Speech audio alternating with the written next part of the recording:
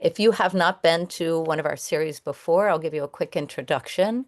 My name is Mary Linda Moss. I am an artist and activist. Here in our country, there was a lot of things that were needed. There's a lot of change that we've been pushing for many, many years in so many realms. However, the second election of Donald Trump and all of the intentions behind that were clearly going to make things a lot worse. And so here we are, and we're all in the middle of it. And I can imagine that everyone is doing what they can to make a difference. And so we started Northeast Los Angeles Alliance for Democracy. We meet locally. It felt really critical for us to be doing coalition building, programming, training, informing, amplifying actions. We have a resource page, a blog, also programming, past programmings, recordings that we've done, as well as actions. And the site is really about amplifying. So we have information of many different organizations. We need to be working in tandem to have the power to do what is necessary. So again, welcome to everyone. We are really glad that you are here for our lessons from Ukraine for the struggle against authoritarianism and fascism in the US. I'm thrilled to have Artem Chapeye. I'm here. Later on, you will have a chance to ask questions, to put questions in the chat, and have more of a conversation with Artem. But we look forward to hearing from him share about his experiences. You know, we are all holding a lot of space in our hearts for what's happening there. And Frida Afari will go ahead and introduce him. Hello, everyone. And thank you so much, Mary Linda. And thank you, Artem. Hello to the audience. So I'm an Iranian, Frida Afari, Iranian American librarian, translator, and writer in Los Angeles. And I'm also a member of the Northeast Los Angeles Alliance for Democracy, which is affiliated with Indivisible. It is an honor and a pleasure to have Artem Chapeye as our speaker today. He is both a novelist, a famous novelist in Ukraine, a reporter, a journalist, and a soldier. And that's a truly unique combination. Although in Ukraine, after Russia's full-blown invasion in February of 2022, we have seen more combinations like that because so many intellectuals in society have joined the struggle. Because they care deeply about preserving democracy and human rights in Ukraine. And for them, this is a life and death issue. So this is a moment for them to give to society and not hold back. And Artem is a representative of that courage and bravery. So I will read a short bio of Artem, and then we'll hear him speak about his book and his struggle and what the struggle in Ukraine means for our struggle in the US fighting against authoritarianism and fascism. So Artem Chapeye is an author of both creative nonfiction and popular fiction. He was born and raised in the small Western Ukrainian city of Kolomia and has spent much of the last 20 years living in Kyiv. He has authored 2 novels and 4 books of creative nonfiction and is the co-author of a book of war reportage, a 4-time finalist of the BBC Book of the Year Award. His recent collection, The Ukraine, was one of 3 finalists in the award's nonfiction category in 2018. Artem is an avid traveler who has spent approximately 2 years living, working, and traveling in the United States. And his travels in the US and Central America have been an experience that has greatly informed his writing. His work has been translated into 7 languages and has appeared in English in the Best European Fiction Anthology and in publications such as Refugees Worldwide, in translation by Marianne Schwartz, who is also a member of PEN. I've worked with Marianne Schwartz in PEN America. Artem is a past recipient of the Central European Initiative Fellowship for Writers in Residence, Slovenia, and the Paul Celan Fellowship for Translations in Austria, as well as a finalist of the Kurt Schork Award in International Journalism. And today he will speak to us mainly about his new book, or the translation is new. The book, I believe, was published in Ukrainian last year. It came out in English a month ago. Ordinary People Don't Carry Machine Guns, Thoughts on War. And the book has been translated by Zenia Tompkins. So thank you, Artem. Thank you, Frida, and thank you, Marilinda, for introducing me. Thank you all so much for joining us. I believe it is Sunday morning now in LA. Yes. And probably Sunday morning in the rest of the United States. In Ukraine, it's now late evening. It's 8 p.m. So I'm really glad that you found the time. And I would like first to tell a little bit about, basically like retelling the book about why I personally decided to join the army and why many other people did. First, probably I have to say that I have been in the army for 3 years now already, and of course all of us exhausted. And despite my being in the army, I'm here in a private position as a writer, and many of my views may even contradict the official views of Ukraine. So these are my views only.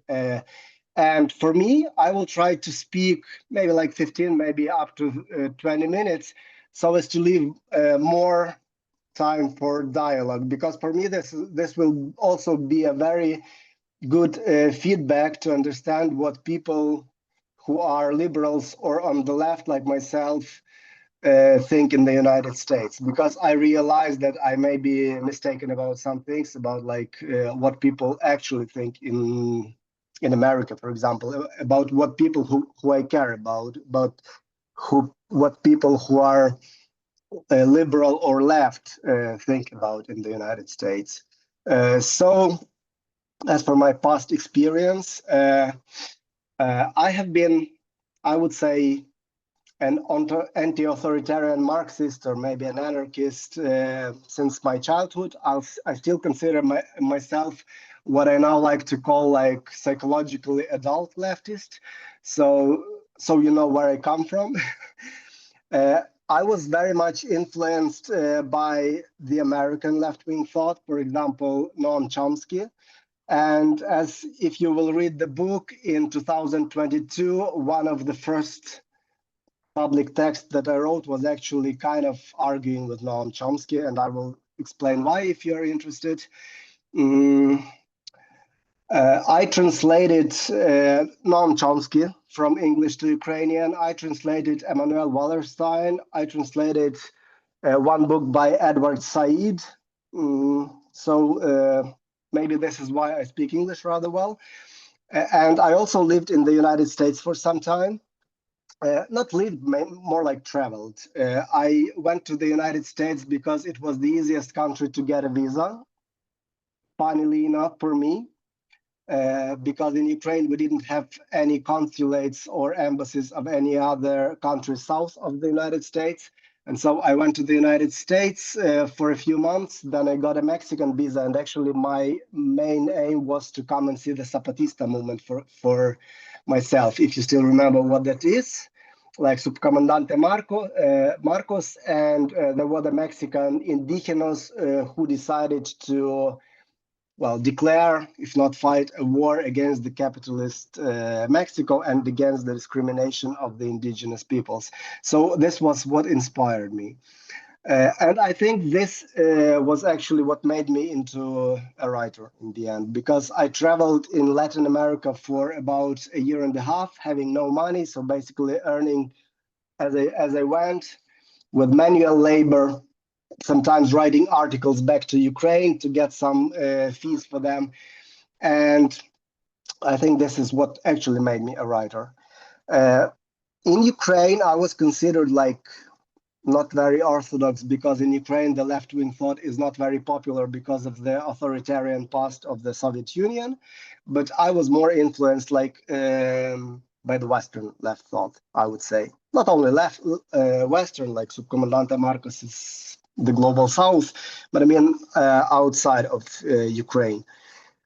And if you can read online, for example, you can find my short story published by The New Yorker, which is called The Ukraine, because everybody in Ukraine knows that using the article is incorrect. And so I tried to like appropriate it, you know, to show like the real Ukraine, which is really Ukraine, you know, as opposed to official images. So I always considered myself as like a sort of countering the state propaganda, including inside Ukraine, because I'm even now, like the way Ukraine is presented by the government is not always the way it actually is. We can discuss it.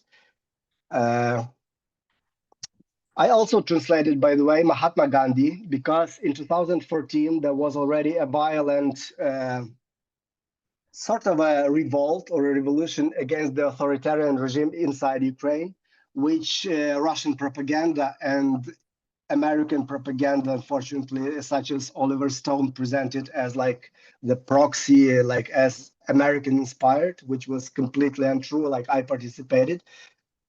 And after that, I saw like people dying dying from the hands of the police. And I thought I was now more into nonviolent struggle. So I translated Mahatma Gandhi Satyagraha, which is his method of nonviolent struggle.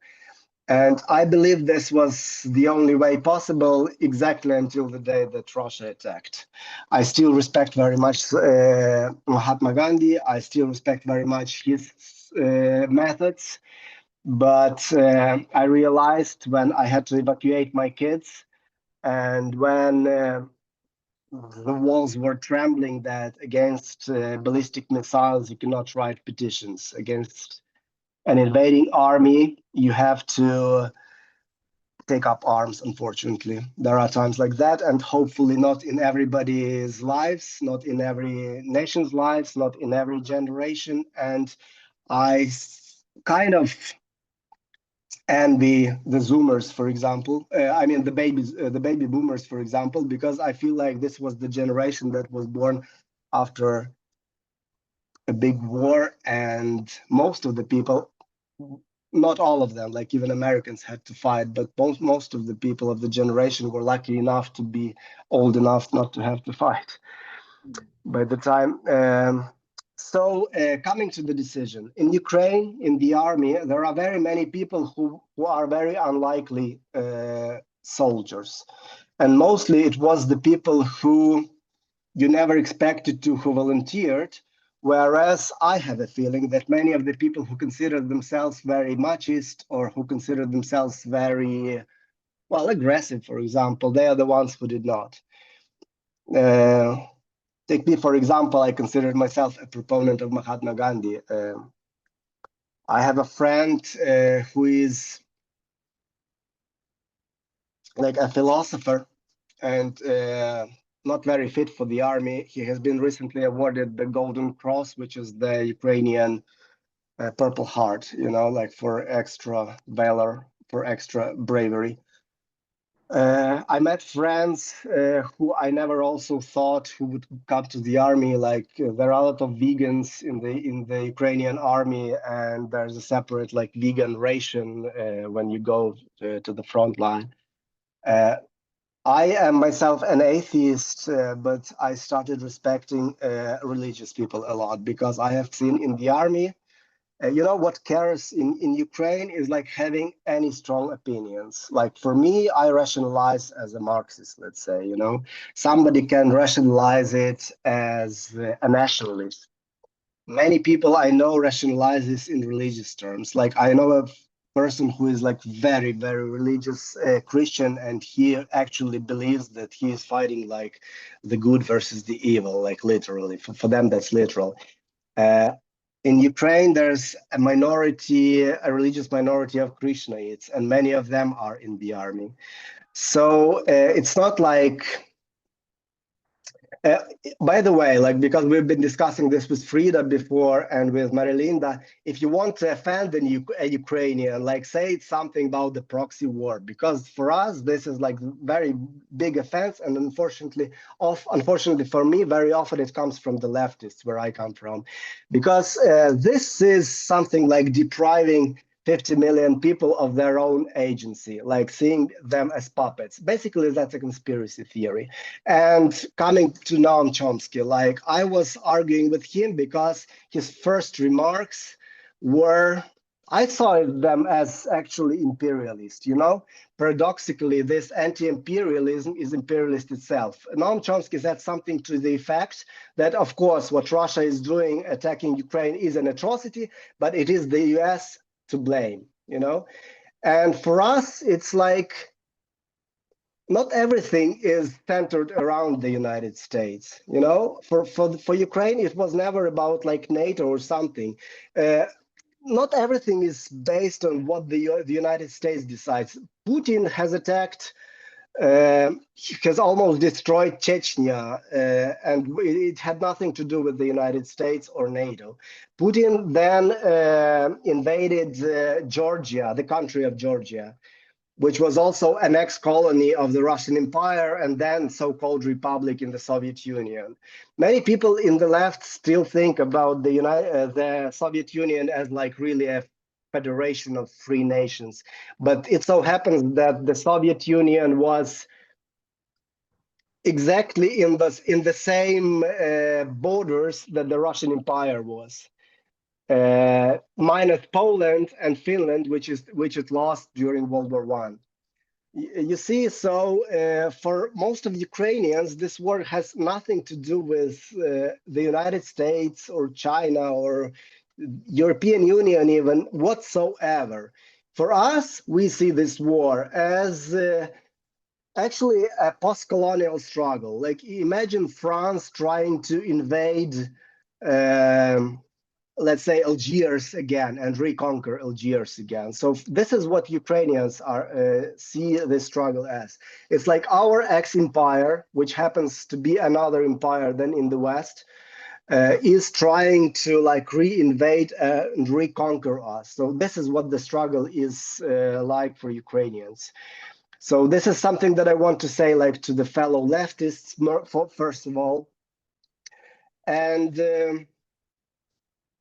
unfortunately for Ukraine, the struggle is dragging on, and this is the things are developing in a bad way. I mean, the society is getting torn apart because there are some people, and this is something maybe some of you don't realize, and this is something like I wrote the whole book about it, which is called Ordinary People Don't Carry Machine Guns. In Ukrainian, it's called like Not Born for War, because nobody is born for war.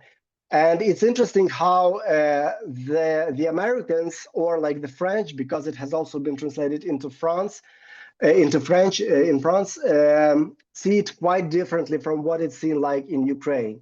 Everybody sees it like the story of only the bravery. But for us in Ukraine, this is only the story of the wear and tear of the war. Because I emphasize the fact that some Ukrainians have been in the war for 3.5 years already, while many others are evading draft. And this is, of course, a source of tension. And it's very different than, like, let's say when America when America tried to interfere in Vietnam, it was very similar. Like, people who are non-privileged are mobilized to fight. But people who are privileged, they have guilt for that, and they also try to protest against the war, like the students mostly. In Ukraine, it's very similar, but with a different sign, I would say. The people who are not privileged mostly are forced to fight. I mean, they don't have any other choice. The people who are privileged, of course, everybody wants to live. Very often they try not to go to the war, but they have another guilt because they realize that this is the war of defense. And so instead they try to volunteer like economically, like trying to help the army economically. But of course, this is a very complicated thing, and I don't want to sound judging, because this is a thing which happens inside every family. Like there is somebody who is, let's say, braver, who is fighting, but he may have a brother who is like evading at the same time. Of course, there's the tendency that the more rich you are, the more likely you will find a way to evade, like getting into a PhD program, for example. You know, it's a good way, but it's not for everybody. Getting into some managerial job, mostly, like you are exempt from mobilization unless you want to. But of course, there's also many people who are privileged, but who also fight because they did it as volunteers. Again, like I myself feel rather privileged because like, not to sound like I am some kind of a hero, in the beginning, like in the first months, I was like a soldier like everybody else. But then, because I'm a writer, like after 2 years of this wear and tear, you try to get ways to get into the like administration jobs. And so now basically what I'm doing is I'm something like, I don't know, copywriter, sometimes translator from English or from French, because I also speak some French, and sometimes just, I don't know, like copy and paster, you know. So something which only is possible because I have a higher education, and I realize how privileged I am to be alive still, unlike some of my friends. So this is the case. I think this is something which happens in every war, and including in this one. Like the more unprivileged you are, the more likely you will it will be you who fights. And I have been reading recently, like trying to find some similarities with previous wars, I would say, and you know, like trying to make sense of what's happening. And most of the books like are not very good for us, for example, now. Like I cannot relate with them anymore. I, for example, like, not to be like critical, but I couldn't relate with the famous movie which is called Hurt Locker, about Iraq, because it presents the main character who is basically an adrenaline junkie, which is like very rare. That's first. And then the second, I was in the military police, and for every episode that the person does in the movie, he would get court-martialed, like, because he is like risking the life of other people in his unit. So it doesn't work like in the movie, but I understand that that's how it should work, like for entertainment, but it doesn't work. War is actually rather boring, and whenever something happens, you wish it didn't. It's like when I was in Donetsk region, every time something happened, it meant like a rocket coming and somebody dying, like somebody of our friends. And otherwise, it's pretty boring. Like you're just like standing, well, in some places, like in some covered bunkers, and just watching out. So hoping nothing happens. And actually, in the army, whenever you go to the like when it's your time to go for duty, like for example for 24 hours or longer, so everybody wishes like have a boring stay, you know. So because it's either boring or it's tragedy. So this is what it is like, actually. And like, again, like coming back to this geopolitics, like for us, like this being called, especially like for me, like a leftist, like being called like a proxy, or like thinking that we are fighting for the United States or something, this is very offensive, because we are a people who have our own agency. First, we are like 50 million. We have very different political views, like the whole country. Not everybody, and especially like now, see, when like Biden was replaced with Trump, Ukraine keeps on fighting regardless of all these U-turns in the international politics, because we are fighting for ourselves, and we realize that it may be in the interest of, like, for example, European Union, and for us this is sad, that it is in their like security interests not to let us lose, right? But it's us who are losing. So of course they will provide us with weapons because they don't want Russia right on the border of the European Union. but it doesn't mean that we are fighting for them. We are fighting for our own survival. We're fighting basically not to become refugees. My wife and my kids have been refugees for a year and a half, and they have been very like VIP refugees because my wife is a PhD, and so she simply was commissioned to work for a university in Germany. And even like that, being a refugee sucks. Even like being this privileged refugee sucks. And imagine all the people who are doing manual jobs. So I understand why people are doing what they can not to become refugees, and even more scary, not to become people under the occupation. We know, it's not like rumors, that Russia is famous for arbitrary arrest and torture. Like, torture is something that Russia specializes in. And so this is like, when I was on the front line, I was more afraid of getting captured than of getting killed, because it would be more painful. I have a good friend, you can Google him, like Maxim Butkevich. He worked for the United Nations, UNHCR. He was a member of, actually the founder of the campaign, which is called No Borders, which is basically the same as the American No One is Illegal. Ningún persona es ilegal. And it's similar in Ukraine, because we also had this problem with transit migrants. And so, I mean, problem of repressing transit migrants. And so this friend of mine, who is also a left-wing, and he got into, he was imprisoned as a prisoner of war for a year and a half, and for 2 years and a half, actually. And he tells, yeah, torture is like something very normal in Russia. This is something ordered from above. This is not something that is done from below. I can tell for myself, like, I was in the military police. And so for 2 years, my main, not main, but like one of my duties was guarding and convoying Russian prisoners of war.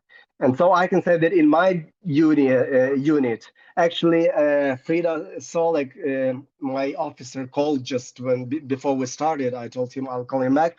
This officer told us, if you are like, so if anybody so much as touches a prisoner of war, you will go like to the front line and you will catch your own if you are so brave. So it is forbidden. Every case that I know of, it was like on the front line itself, when the Russian was like beaten, like right after being captured. And every time this is a criminal case, which is investigated. Like in Russia, torture, this is why we are afraid of Russia. I mean, it's not like, you're getting any peace, and like these people who are under occupation, they will just become Russians and will live happily. No, anybody can, including Russians themselves, like anybody can get tortured at any moment.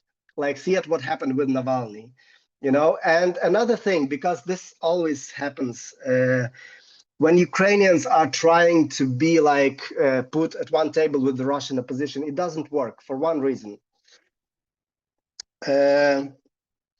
Russians are not guilty of being Russians, obviously. That would be like racism.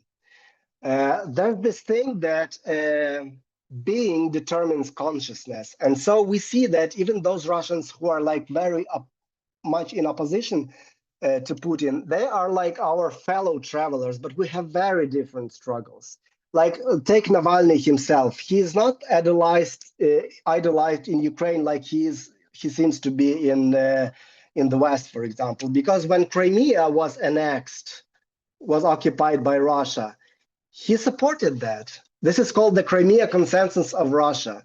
In Ukraine, he had the nickname of Sandwich, because he said that Crimea is not a sandwich to be passed over, And so this became his, we admire his valor of coming back to Russia, but it doesn't mean that they have the same agenda as us. So please don't try to put us together.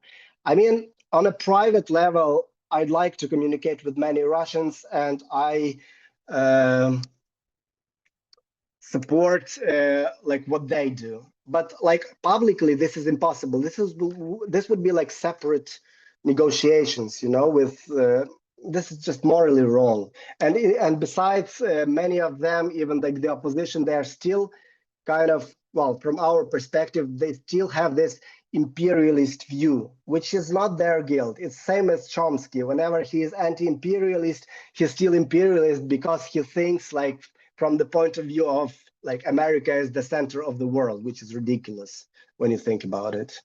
You know, like whenever something happens between China and India, it's not so much influenced by America, you know. So this is more or less what I wanted to say. And I think I'd rather want to get to questions. As far as I understand, questions and answers, because it's also interesting and important for me to hear you. And as I understand, either Frida or Marilinda has to unmute somebody, right? And I'm ready for any questions. I have been in different situations. Just know that my position is not in any way like supported by anybody else, and I can like criticize the Ukrainian government if I want to. So thank you, and I am looking forward for your questions. May I start by asking you a question, and hope to hear from the audience. Thank you. This is a really illuminating talk, and I thank you also for clarifying the relationship to the Russian opposition, and why you have so many reservations because of their, you know, imperialist mindset. That was very, very helpful. The question I have is about the relationship between Putin and Trump. And I mean, obviously, you know, they have been collaborators. They have had an alliance. They still have an alliance, despite the latest supposed turnaround by Trump.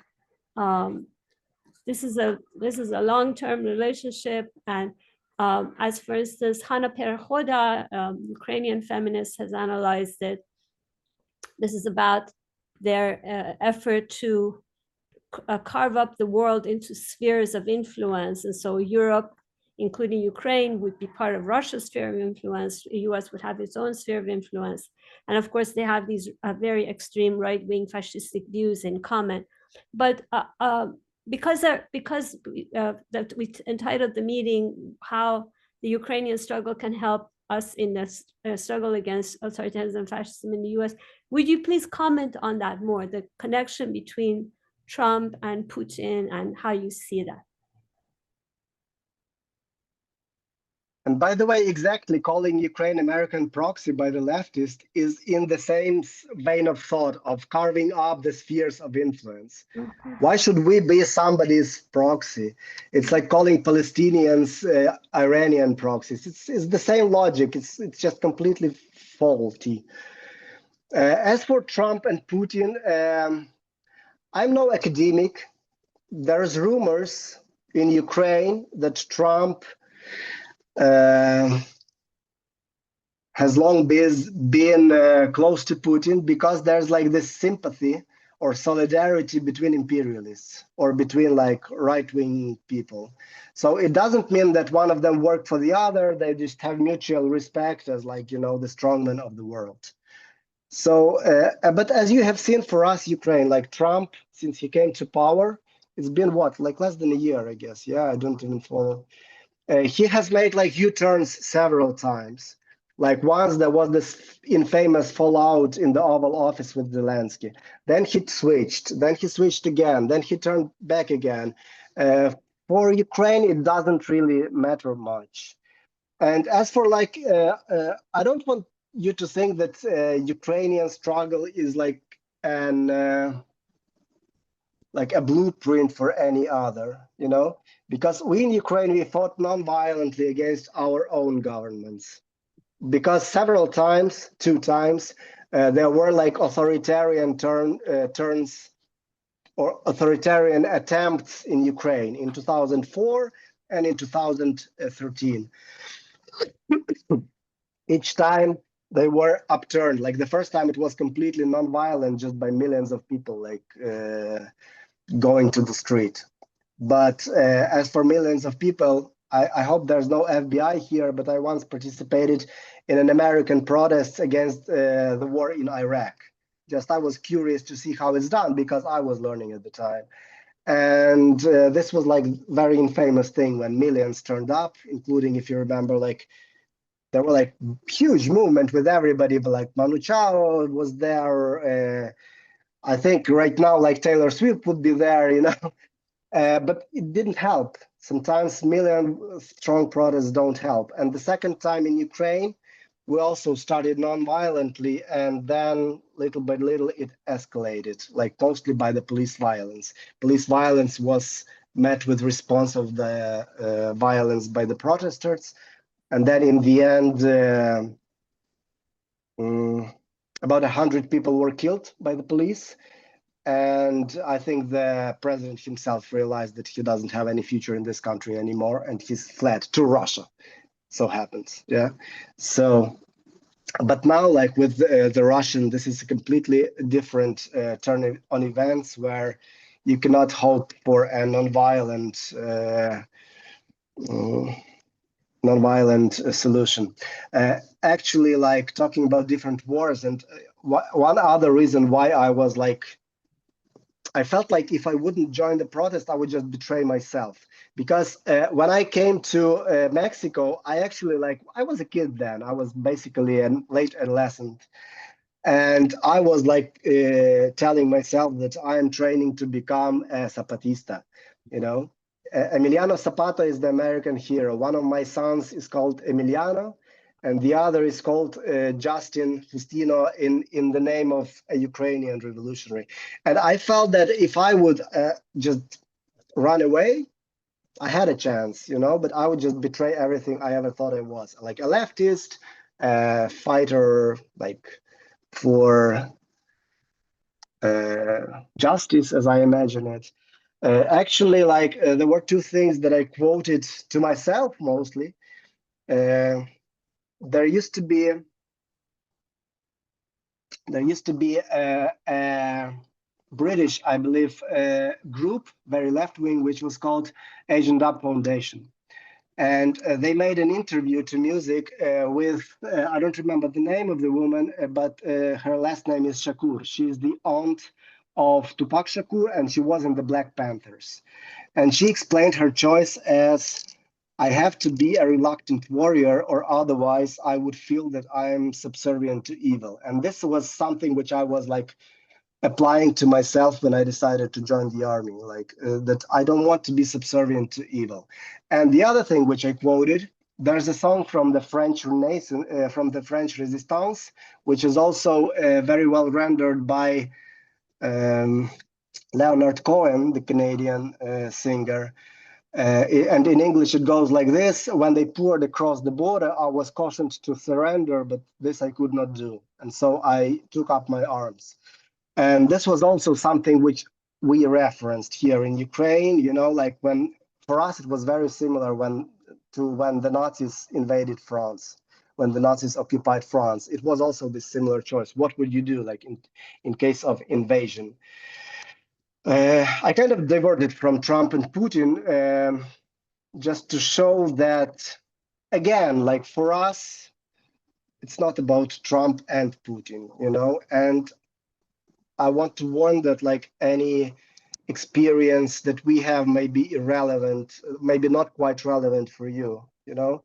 It's same as we tried to take some examples from the past, but it's like always different. Like I was talking about guerrilla before, and this song by Leonard Cohen is also actually called the Partisan, the guerrillero. And I now realize that in contemporary time, even guerrilla is very difficult. Like this is not the 60s.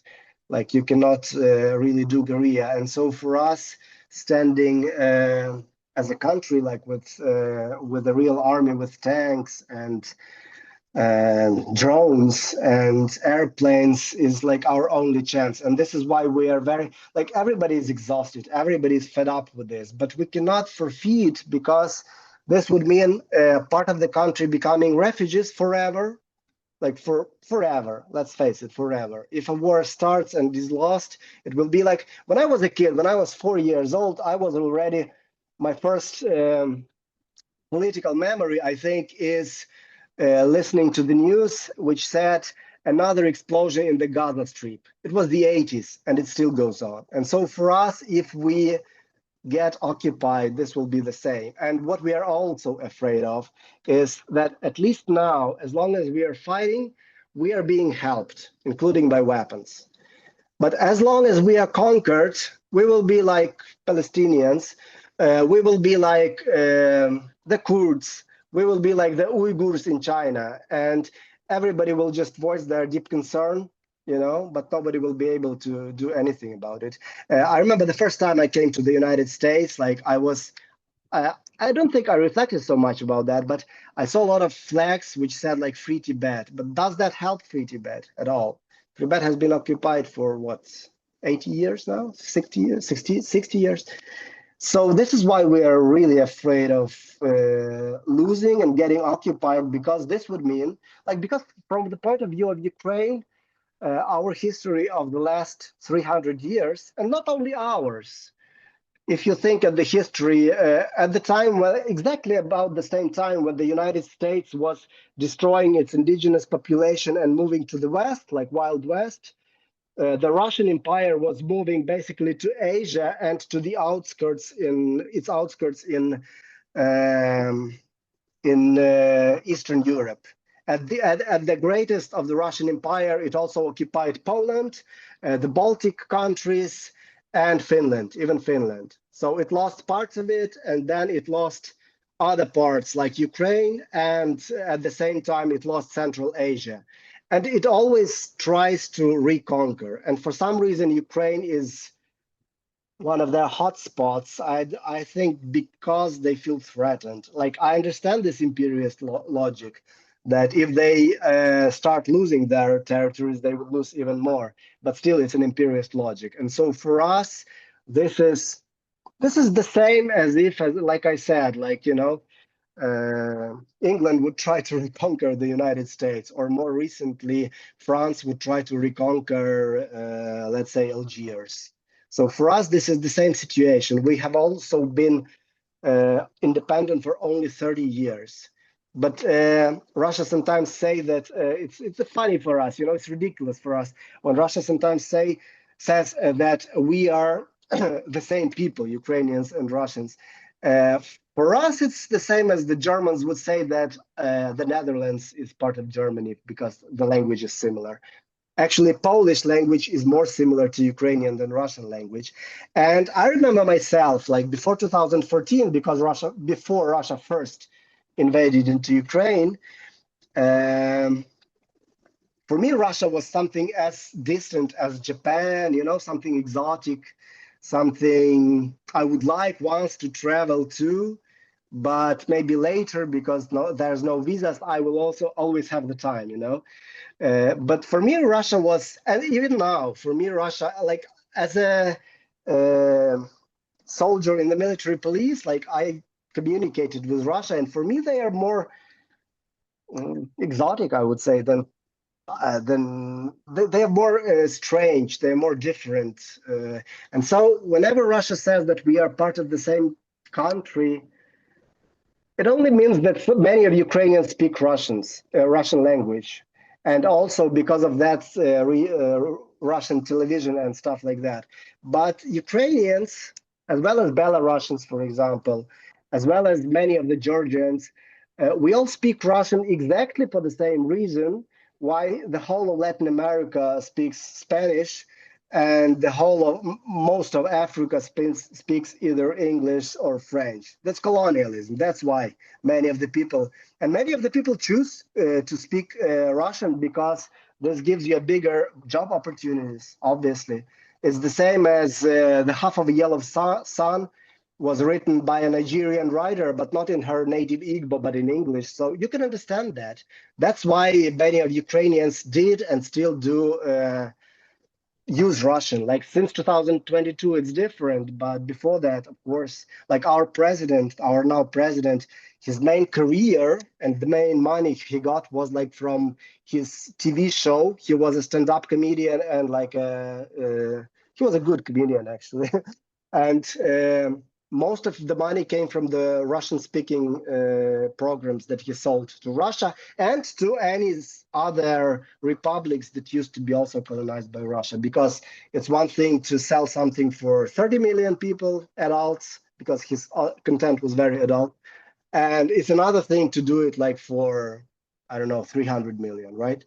So this is the imperialist logic. And for us Ukrainians, yeah, we are afraid of getting reconquered again because we realize just one more sentence of history. Ukrainians have been trying to gain their independence repeatedly, same as Poles, same as Finns. So just with a little bit less luck, but much more luck than Belarus, for example. Belarus is recolonized again. It's still considered an independent state, but it's like almost a puppet state. So yeah. I just want to acknowledge the power of what you're sharing and the specificity of your experience and the experience of the Ukrainian people is really illuminating. And I think it challenges a lot of what's being put out there. So everything that you're saying today is really precious and I appreciate it. And I understand also that it's coming from a place that has a lot of depth of experience and pain and struggle and challenge personally, as well as, being a part of a people that this has happened to. I also think, though, that the lessons are ones of understanding your experience, not so much comparing. So understanding the experience of what happens when you are violently taken over. What is it that people, just like in your book, what is it that one feels compelled to do? And some people are going to, because of their own experiences, run the other way, as you were saying, because they can, if they can. But I believe the imperialism and late stage colonialism, which is at play across the world, and Frida has beautifully expressed that in other meetings that we've had, and so she has more knowledge base than I do on that. But I do believe that late stage colonialism that's showing up and that shows up as capitalism and imperialism, all of that is really what we're fighting across the world. And examples of places, like you said, where that has happened, it is almost impossible to get out of it. It takes many years if you do. So I feel your struggle, and we are here today because we believe in what you're doing. But that to me is the lesson. As Frida talked about in the war on Iran that she and Alahe Amani did recently, was we need to really understand and support these struggles across the world, because that is what needs to be happening. And not only just for those struggles, but as a whole. So I'm going to go off and let Frida speak, but I just wanted to share that. I feel like that is what is powerful across all of these experiences, whether it's in Gaza, whether it's in Ukraine, whether it is what is happening to people here in the US because of the decisions that are being made, is that it is a worldwide struggle. And it is something that we are called to do right now because it's destroying the planet and people's unnecessarily. I'd love to hear from the audience. Hi, Artem. Thank you so much for talking to us today. I was curious for you to speak a little more on your time interacting with the Russian soldiers that you guys were capturing. I was hoping that you could speak on the psychology of the average Russian soldier that you were interacting with, maybe what kind of ideology about Ukraine they were harboring before they were captured, and how maybe that changed after they were kind of captured and were under Ukrainian kind of control. Thank you for that question. It's also important for myself. I noticed that when you think about invasion in general, all you can think is like this, I don't know, this dark cloud that is above you. But whenever you see Russians from near, uh, uh, most people, and I myself, we don't feel even like dislike for them. You feel like they're rather different, but you would feel the same for any foreigner, I guess. And I would say I feel kind of pity for them. And another reason why we are fighting, I don't want to leave like that. Many of the people who were captured, which does not necessarily represent the whole Russian army, but many of the people who were captured, the ones who are the easiest to understand are the prison population. Russia, I think, has a very big prison population, maybe like the United States. And imagine like you're still having like 20 years to go and you're said, or you can go like for half a year and conquer whatever, like Greenland. Yeah. So, and many people would do it. And many of the Russians also did it. Many of the people who we also talked to were people who are deeply in debt and having like tens of thousands of dollars of debt and being given a chance to repay that in half a year, because Russians have short contracts for half a year because there's a lot of them and they are replaced all the time. So the prison population and the poor and many people are forcefully mobilized. Like same in Ukraine too, like there's not enough volunteers anymore. And so some people are mobilized. And like I said, in both cases, in Ukraine and in Russia, these are the underprivileged people. Like there were a lot of Asians, for example. Russia is allegedly not racist, but for some reason, if you see it, an average Russian leader, they are European Russians, even though like 3/4 of Russia is Asian. So there were a lot of people from Central Asia, which are still parts of Russia, those parts that are still. Many of them were even illiterate. Like we had a case where there was a shepherd from Adygea, which is a mountainous region, Turkic-speaking peoples.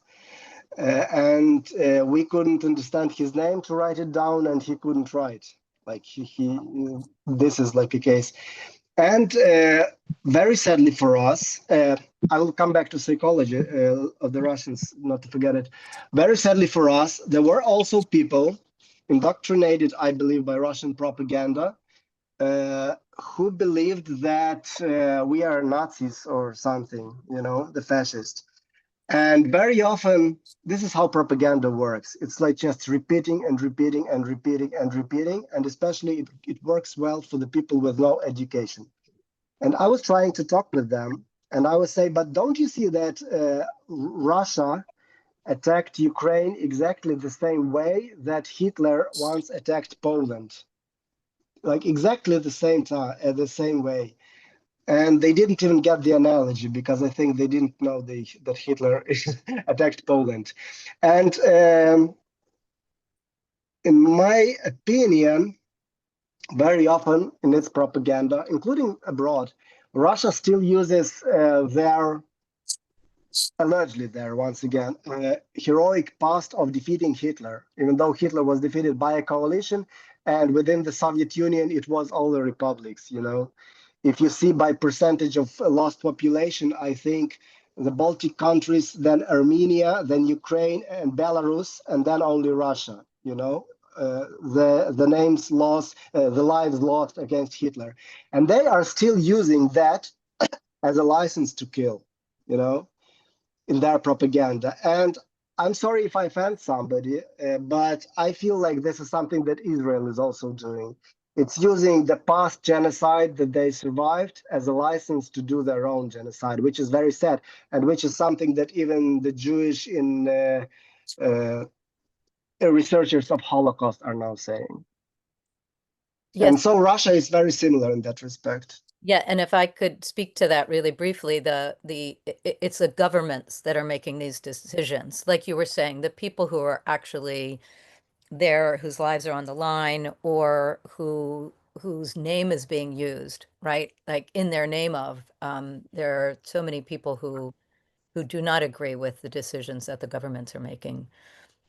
But I agree with that fully. And we have Howie. Thank you, and thank you, Artem, for your presentation.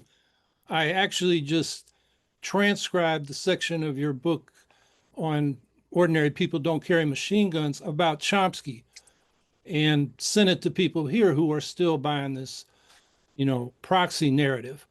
It's really hard to break through that. I mean, propaganda has reached a lot of people on our left as well as our far right. But in your other book, The Ukraine, you have a chapter called Freedom for Papua, and it's in third person. Was that you in Papua that protested the Indonesian occupation and got expelled? I asked because in the Ukraine Solidarity Network, we're doing a series called Against All Occupations, and one of them coming up is West Papua. So maybe you'd be a good panelist for that. What do you think? It was not me, but I'd like to address what you're talking, because for me, this is a very painful thing, like being called proxy. And we were talking about this anti-colonial versus colonial struggle worldwide. And it's also very painful to see when I've been trying to reach to the people in the global south. And they very often think that because they were wronged by the Western imperialism, they should support Russia as like another imperialism, which is also very sad because instead of this solidarity between the oppressed peoples, there's like, okay, this is like we, the oppressed peoples, are dividing the world into spheres of interest, which is very sad for me. And very often it's very difficult to break through. As for the Papua, this was a funny and then became a sad story. This guy, this wasn't me. He was a very good friend of mine.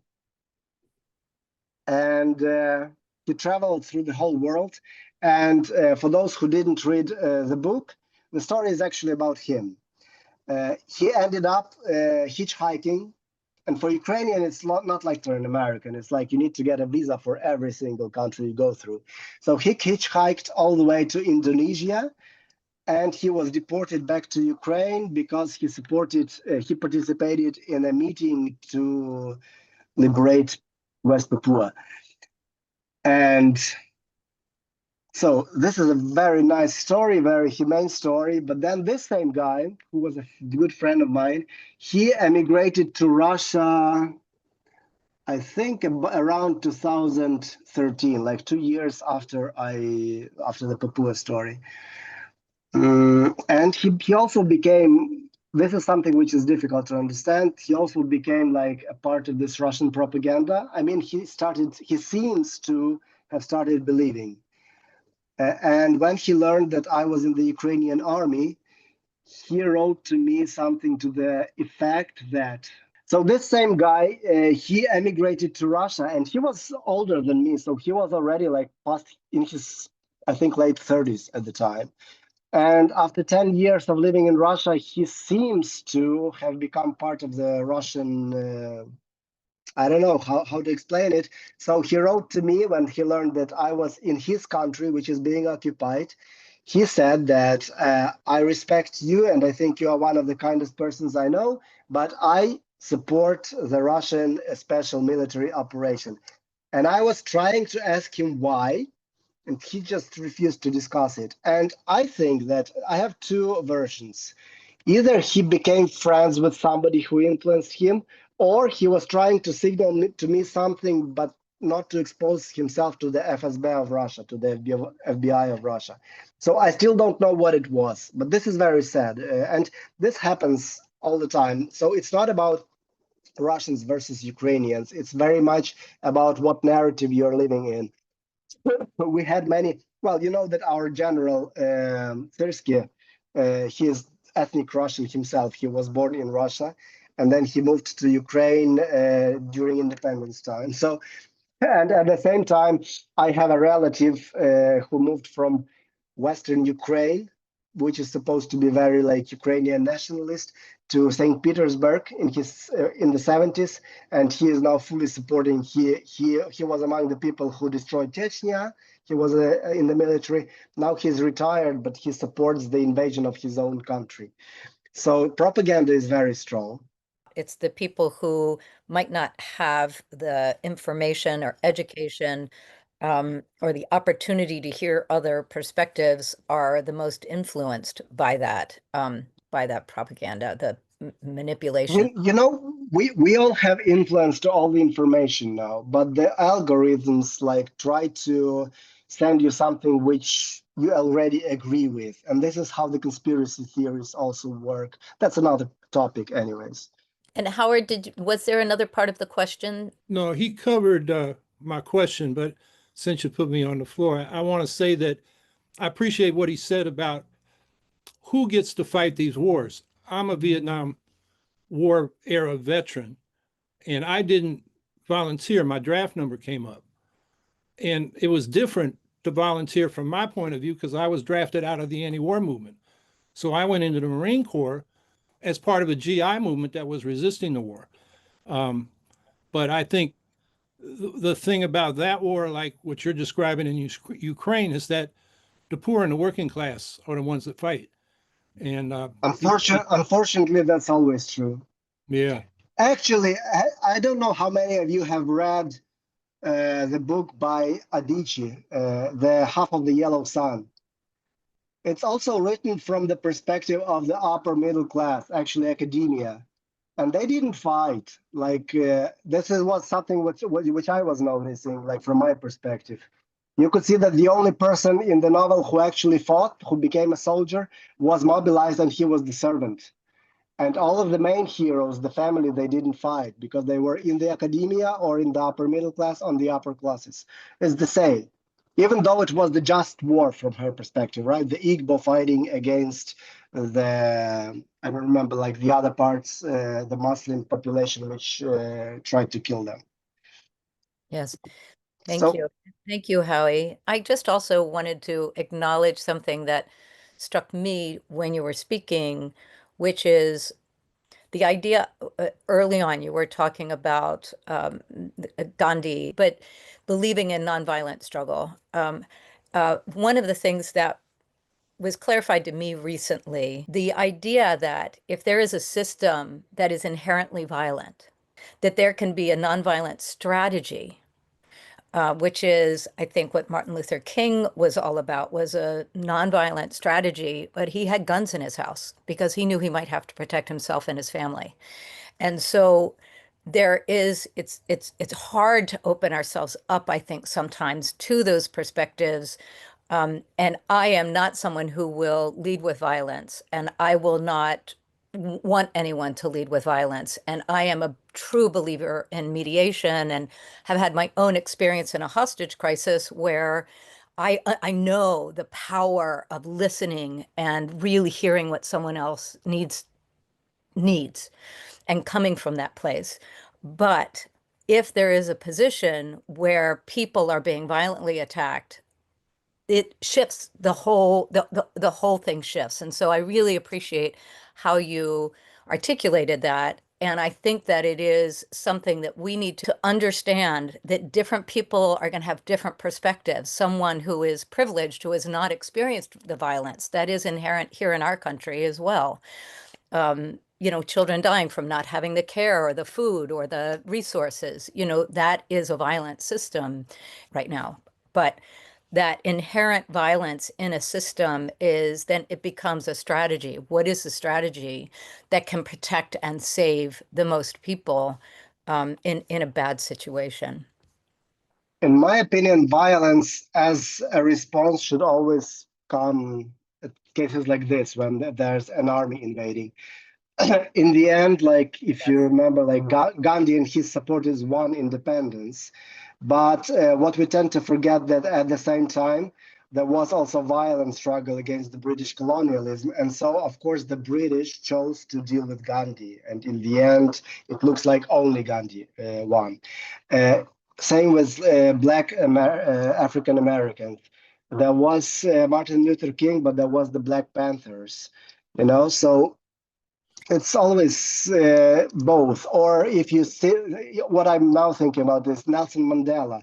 Nelson Mandela himself was sitting in prison, but his other comrades were also fighting with arms at the same time. And by the way, this is very sad for us in Ukraine, because many people in South Africa, especially the black people of South Africa, now think that Russia is something good, because Russia at one time, not Russia, but Soviet Union at one time supported the African National Congress. And so this is a wrong juxtaposition, because they are, first, it was Soviet Union, not Russia. Second, it did it from its own like interests, same as like, let's say the European Union or the US is helping Ukraine, not because they really support it. They had this their relationship with Pretoria for oil and gas at the same time, but still, the Africans remember that the ANC fighters were trained in Soviet Union. And in fact, they were trained in Ukraine, but nobody remembers that now, of course, because that's also like a semantic thing, where Soviet Union is often, even like you see any movie, like the Soviets were called the Russians. Like Arnold Schwarzenegger, like I am a Russian from Kyiv, and Kyiv is the capital of Ukraine, you know? And of course, many people get confused about that. Thank you. We have Atticus who has a question. Hi. Yeah, just wanted to thank you for doing this. I feel for what Ukraine has been going through, and and also your own personal issues or just time dealing with the invasion. I guess since you said it is sort of Ukraine is sort of a sovereign country dealing with this, and the comparisons between it's no one's proxy. So I think my question is more tactical in as much as is Russia, what is your experience with Russian propaganda inside Ukraine even now? Because I feel like with the US, we completely misunderstood their access to our citizens through Twitter and the internet. And that I feel is still, causing great harm.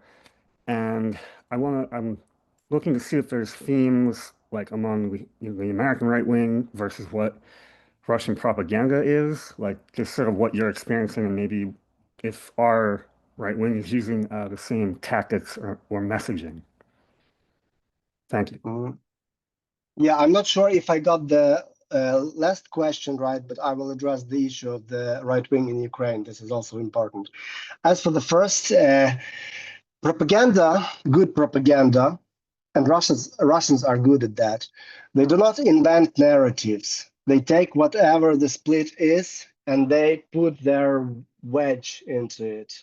Like, for example, in Ukraine, they are now using the wedge between, like trying to split even more the people who are in the army and people who are basically evading, because there's also many unprivileged who are also evading the army. They just have fewer opportunities to do that. And so usually what Russia does, it's taking the split that is already there and just driving it through and through with mostly with bots, sometimes with something more sophisticated like paying some blogger or something, but mostly like just bots.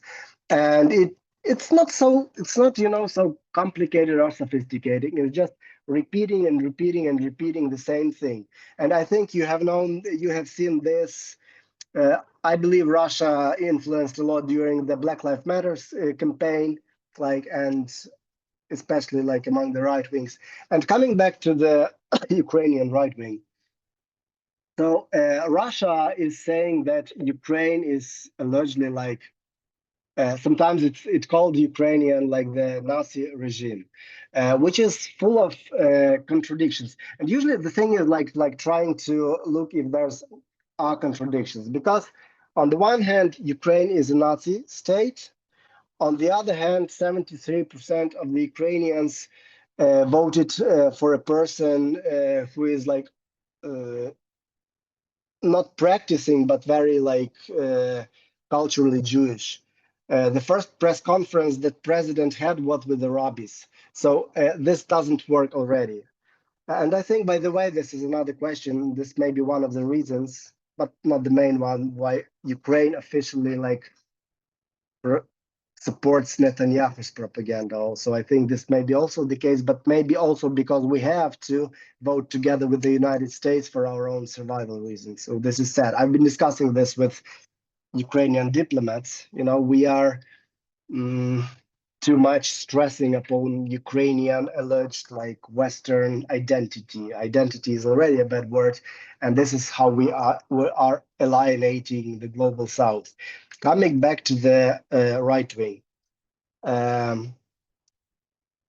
during the revolution, or as we call it, or revolt of 2014, they were not numerous, but they were very visible because the right wing came from soccer hooligans who are traditionally, it's like the proud boys of Ukraine, of any other country, of any European country. So they are traditionally right wing. And because they are already organized, they are very visible and they are usually right wing. And these people tend to get into groups. They attract the youth, the teenagers mostly. And they were also the first to try and fight against the first Russian attempt. Like in 2014, Russia tried to present the conflict in the East as like a sort of civil war, but it was instigated. I had some analogy in mind. Oh, it was something similar to when the United States invaded in Cuba after Castro was after Castro got to power. There was this Cubans trained by the United States and brought into Cuba. Or it was similar to the United States supporting the Contras in Nicaragua in the 80s. So the tactics are not very sophisticated. But the thing with the right is they were the first to actually respond because they have a lot of this machismo. And because of that, they attracted new youth, And sometimes now, even we in Ukraine are not sure who is right-wing, who is not. Like, for example, the famous Azov, that Azov was even sanctioned by the United States at one time. It was considered right-wing, but now this is just a normal part of actually the Ministry of Internal Affairs. It's a part of the National Guard, actually. Yeah. It's the same National Guard that you have in the United States, which is supposed to be used outside, but sometimes is used inside the country, like in Los Angeles. And but on the other hand, we have to admit that there is a risk of right-wing rise in Ukraine. And I really hope that people like Zelensky realize this. And this risk exists mostly because the right are organized and rather efficient and prone to violence. So right now they are all busy. And actually, after 2014, there have been no more attacks on immigrants anymore. I mean, there were several cases, but not a lot as before, because all the right wing switched to actually fighting against Russia.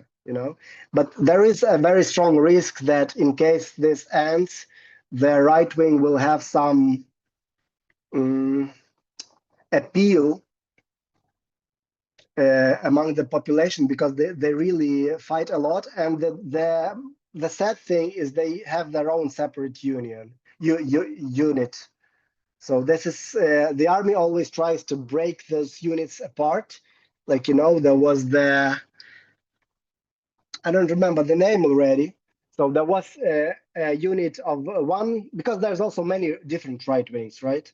So they're not numerous, but they are very united among themselves. That's why they're called the fascist in the end. Yeah, the fascist is like this, sticking together. And one of them, for example, they had their own battalion. Then the army split them 3 people here, 3 people there, and joining other people who are normal people into the battalion. And then they try to get together again. So there is this risk. At the moment, it's minimal because we have something different to do with. But I don't want, sometimes like we deny it. Unfortunately, there is like the dangerous thing with the right. There don't have to be many of them. Like take a look at Greece in the 70s, for example. Most of Greece is anarchist and left-wing, but somehow the right got to power. So I'm really afraid of this too. Because I was thinking about other thing which I find very ridiculous. Many Ukrainians who are not in the army, they fantasize about how after the war, whenever the after comes, we should have the military in power. But when you are in the army, this is ridiculous because this would be like a comedy. The military are, I mean, especially those military who are like the colonels, the generals, they're so inept. Like try rereading Catch-22. It's that's the most truthful book about the army you'll ever read. It's like a comedy. It's American, Catch-22, and try reading it. This is what it's like. So I can't imagine like the military efficiently solving anything. Well, Everything that is solved despite. Is solved like Ukrainians, I think like Greeks or maybe Spaniards, we have very strong like this grassroots tradition. And so this is how everything is solved. It's more like despite the general stuff. well, that's wonderful. And I think that's part of the power that you have as a writer and as a someone who is able to so beautifully articulate that experience. It made me think, Frida, of what happened in Iran. So many were fighting, but you have to be so careful. I mean, it's happening in Syria also. Who is it that comes out on top? Do you end up really solving the problem or just creating? Please, your question? Yeah. One of the things that you said earlier is where we are really right now.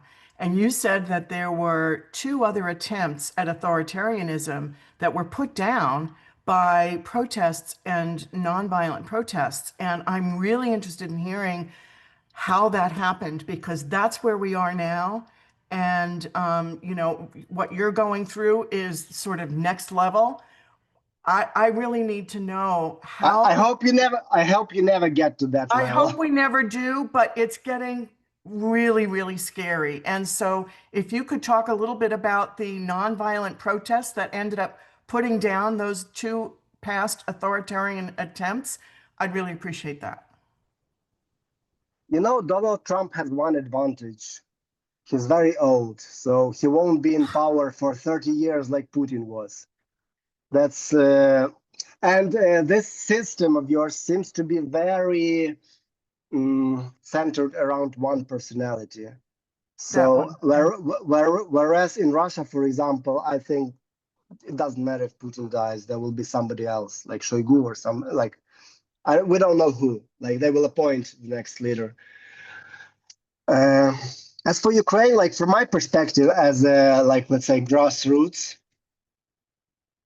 The first time I thought there would be like 20 of us, that because the election was stolen in 2004 and everybody knew it, like everybody said that.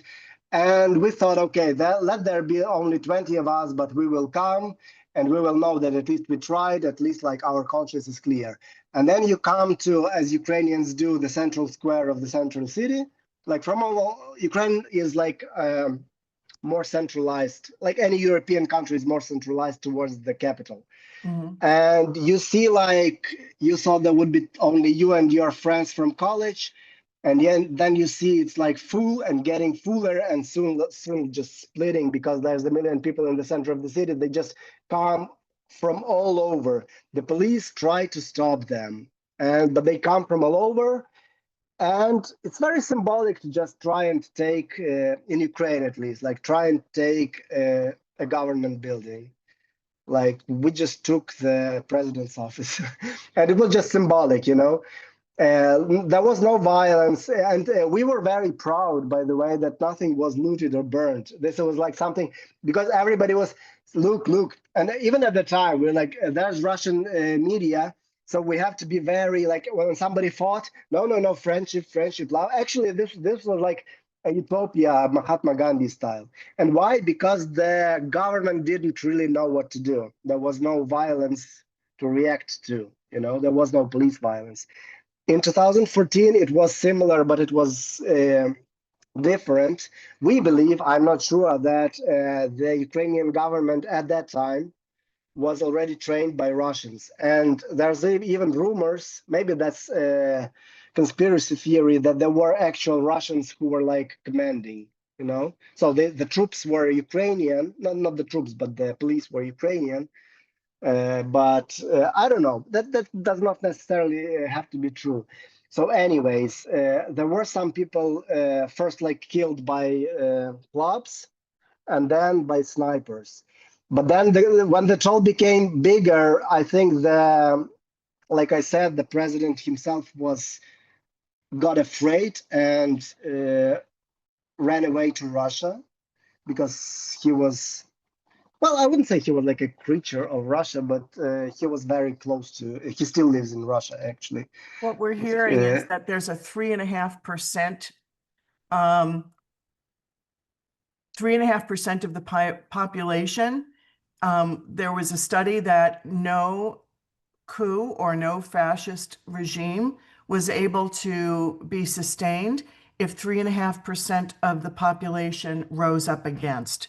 And so we're looking for that 3.5%. I would like to see 5, but but that's what we're looking for, is how do we do that? We've got Indivisible, we've got a number of different organizations that are proposing nonviolent protests and whatnot. And what we're seeing is ICE now has one of the biggest budgets.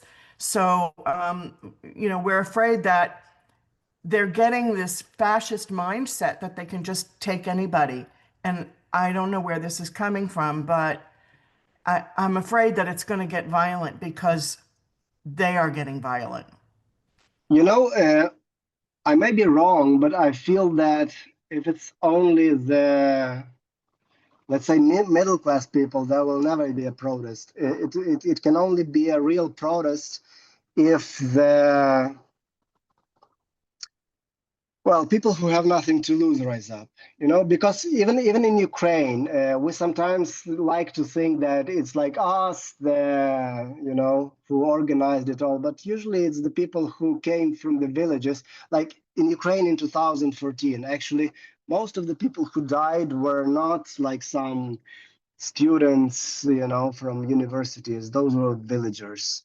And same as in the same war, like most of the people who are fighting are villagers, like farmers, people in the construction. And Ukraine, because of the situation, there were many people who were actually like living and working abroad. As one does, like Poles come to Germany to work, but somebody has to come to Poland. So many people returned from Poland, where they were like migrant workers. And these are the people who are actually fighting. And people like myself, we talk more. And that's why it was also important for me, like for the first 2 years, first year, nobody knew that I was a writer. It was important for me to be like one of the people. And then, of course, there's a book, and so everybody starts realizing who is with them, especially when the commander's like, oh, you have to go abroad, stuff like that. But mostly it's the unprivileged. So in case I once, when I was in the United States, in 2006, I came. I was living in New Orleans. And I was witness the biggest, as they said, protest since the 60s. The 60s, the 60s movement of the black people, and it was the movement of the migrant workers, the so-called Mexicans. Most of them are not even from Mexico. So I think this is something that Well, I cannot, I don't know the situation in the United States, but this is, and I'm not sure you can even work with them. You can join them when they, Well, because I think that coalition building is actually really critical. And one of the things that we're dealing with, if I can jump in, is to say that right now, a lot of those people, the people who are being targeted are being encouraged to not go to protests right now. And they and still, there's yeah, as and protect. there's one. I'm sorry. There's one more thing I'd like to add. The saddest thing to see, but that's like I'm looking from far away, is when migrants themselves support Trump. There was a very sad story in the BBC World about an Iranian woman who was detained, but she says she still supports Trump. She is the good one, but the bad ones have to be deported. This And is that's all very again ironic. story, right? It's the story that is those stories, and like you said, that propaganda is so powerful that there are a lot of people who completely voted against their own interest. I mean, we know extremely, right? I got scared because for us it was important that Trump does not win because we realized we will be fucked. I'm sorry. And I got scared when I was watching some Vox Popular because I didn't realize how bad it was until I saw the blacks supporting Trump, the Asians supporting Trump, the immigrants, the Latin Americans supporting Trump. That's when I got scared. Yes. Because And it's obvious that the whites, I mean, not to right, say that all that the we're white trash privileged, or like the not yeah. only the privilege, I mean, all these Proud Boys and stuff like that, it's obvious that, yes, I lived in the United States, I know what they are. But when I saw people from the minorities and then privileged supporting Trump, that's when it became scary. I think it's really important for everybody on the call to understand that there was intentionality. They came in with the intention of doing all of this. It was all in Project 2025. I think it shocked all of us how quick it happened and how they were actually able to do what they were able to do. But that militarization, the whole fascist playbook was right there, and it was intended. Artem. I can tell you one thing. In Ukraine, this president who was then ousted was elected in 2011. So it took about 2.5 years that everybody was fed up with him and the revolt started. Right. And ours, they came in ready, like so ready and backed by billionaires who really wanted what they were going for because they all wanted control and power. And so it's been a perfect storm or It's funny how Russian propaganda said that when there were like protests in Ukraine that they were US instigated, and now like if there's somebody from the FBI here, they would say that it's like Ukrainians instigating protests in the United States. Like right. how the And it's all propaganda. how the tables turn. Right. Yeah, it's just trying to use information in a way to manipulate the public to what they want, right? Atticus? Sure. Just a quick clarification. You said that like the working class and like the villagers and the migrants who went to Poland and returned are the ones fighting. So I guess I just want to make sure I understand. Like in the US, this would sort of be more like the people who don't go to college, maybe they go right into the workforce that might be typical Republicans, before the party kind of changed so dramatically. Sort of like people who they do like trades, like carpenters, plumbers, electricians, like that sort of thing, you mean? Like when it's those people involved, that's when there's traction for like protest and like resisting authoritarianism. You see, in Ukraine, we don't have Republicans or Democrats. So I would say that no, most of people in Ukraine have never. No, in Europe, we just have very different history. So I would say that the default mode for people, even though they are denying it, is more like social democrat. In Ukraine, we call this, let me translate. There's a great quest for justice. So everybody says that they hate the left because they think that the left is the Stalin.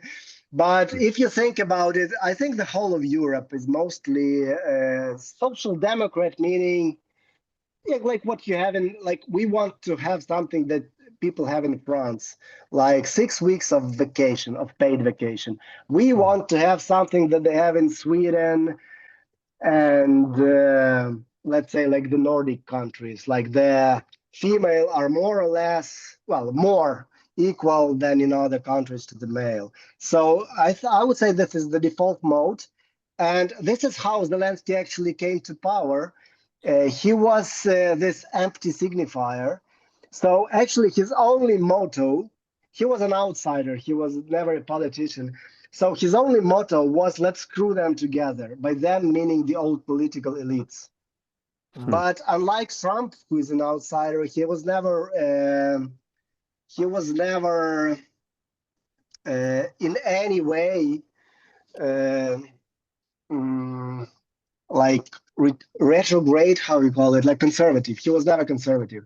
So the first thing he did was like doing good roads to any village. And he actually did a lot, you know, and this is something that Ukrainians want. So there is a little bit of like daily racism in Ukraine, but this is not a very big issue. This is only a central issue. Same as homophobia. Like most Ukrainians are not homophobic. Like I think there were, like if there was something like a referendum, Ukrainians would probably already have legal marijuana and gay marriages and whatnot. So I don't know where it comes from. It's not like we are very educated. I think it's just like somebody said that Ukrainian like national motto, but it was like in swear words, but basically live and let live, or like let everybody fuck off everybody else. You know, this is like, and it's not in a very like individualistic way, but there's always like a saying in Ukrainian, let everybody masturbate the way they like. So this is like the mindset, so that, you know, so we wouldn't like the uneducated people wouldn't be very right wing. Right. I think some very like unlucky, I would say like very young and very like unlucky people. So in Ukraine, it's very sad to say, like the analogies are very wrong here, you know. But in Ukraine, I would say that the only people who are right-wing or conservative are actually similar to what the blacks are in the United States, which is paradoxical, but you can understand that. I think it goes the same for France, for example. You can see that sometimes the right-wing are like the ghetto, the white ghetto people. That they're able There's to tell a story around that and why they're not getting what they need, and then get them to yes, that's how it works. Exactly what has happened here is there's a story that's made about why, you know, it's that and it's a racist here in the United States. It shows up very much as a racist.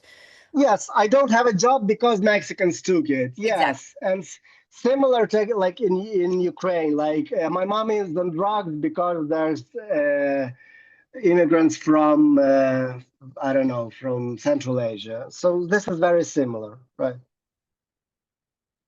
It's important to understand as we move forward, because we really do as a country, as you're speaking about, you know, with the wish that you get through this war, on the other side of it, what it is that you wish for your country. And I think for us too, what we would wish for our country is for there to be a true, as you said, we all want justice for the country and for everybody to understand how that could happen, as opposed to being instigated by hate and fear and, you know, and manipulation. I want to bring, Frida back on if there's anything that, I think it's time to wrap up. So I just need to make sure. I just wanted to say that I wanted to thank Artem for his really illuminating talk and the conversation and his responses to our questions. Truly grateful. I wanted to call your attention to the film Feminist Solidarity with Ukraine, that we've shown before, that also has in the YouTube page, it has information on organizations that you can donate money to.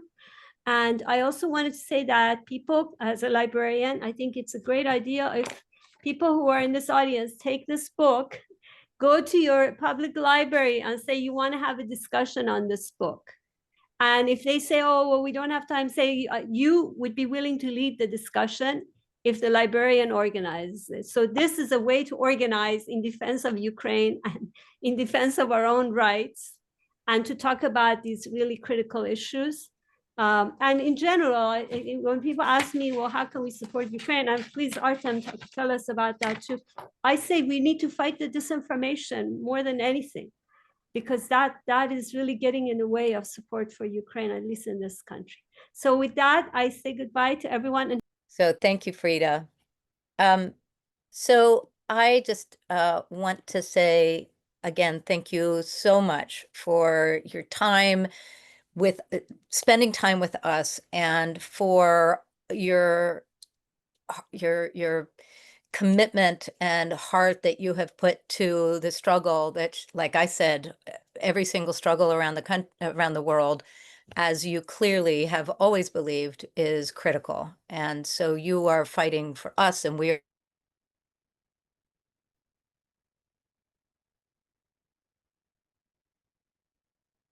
fighting for you. And so I appreciate all of that you said. Thank So you. thank you. Yes, please.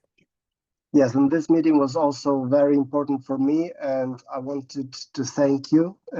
Thank you for your support of Ukraine and for your general interest. And I also believe that, especially at now, you have to realize that all our struggles are interconnected, and basically most of us are struggling for justice as we understand it. It may mean different things. It may have different aspects in different countries. Basically, fighting against the super rich, fighting against the few powerful people who want to, I don't know what they want, like getting even more power, perhaps. So all our struggles are interconnected. I just, like I said, like I started myself like learning mostly from Mexican indigenous struggles, and I went to Cuba, and this comes back, this comes back. At one time I also learned, in 2006, I lived in New Orleans, and I was a part of a collective which was called Common Ground, which was post-Katrina hurricane relief volunteers. Many of them were actually the founders were Black Panthers. So you see, we're learning from ourselves, from each other, and it just goes back and forth. And this is very important to realize. Yes, thank you. Beautifully put. Well, and we will do a follow-up, and we are recording this, so we will share it with you all in case you want to share it out and amplify it, play it somewhere else, put it on a website, however you want to transmit this, because the more people who are able to hear that, all of this, the better.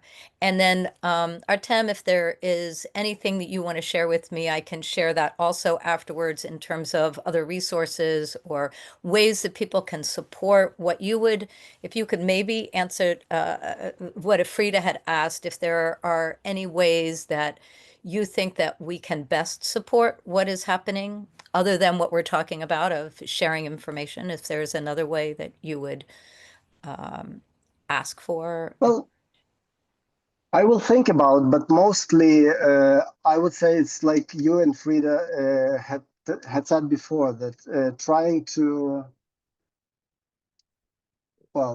try to explain to other people where this information is. Especially this thing which is painful for us is like not denying 50 million of people of their agency. It's disgusting to see for any people, people meaning like the Palestinians, the Kurds, listen to the voices of the locals rather than the sages who know everything about everyone. Right. It goes back to that idea of if you're really, in order to be support, really listen. Truly, truly listen, open up, so that our own, what we come in with, the perspectives that we come with don't color what it is that we're hearing. Well, thank you once again. And thank you so much. And thank you all for being here. We really appreciate it. And hope to see you. Thank you so much. Thank you, Artem. Bye-bye. Thank you.